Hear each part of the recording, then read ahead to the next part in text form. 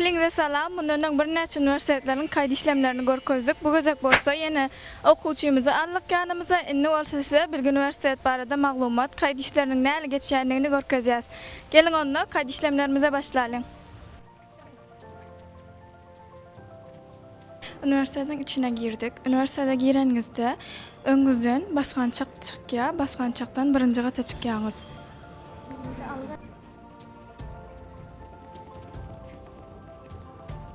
Görüşüňiz ýaly birinji gasyna çykdyk. Birinji gasyna çykanmyz soň öwrenjilerimizin kaýtlaryny etýän ýürütü arkamyzda ofis bardyr. Ofise girýäs, dokumentlerimizi tapşyrýas.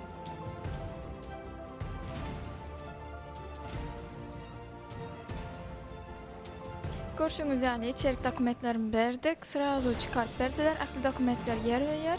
Eline bolsa kayıt işlemler tamamlandy. Ýagny enne azat hem Bilgi Üniversitesi'nin bir talibi boldy. Görüşüňiz ýaly öwrenji kartynam elimize aldyk.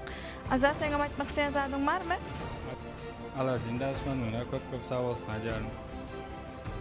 Görüşüňiz ýaly eger siz hem İstanbul'un içinde islendik üniversiteden bir talibi bolmak isteseňiz, Allah zim daşmanlyk size garaşýar.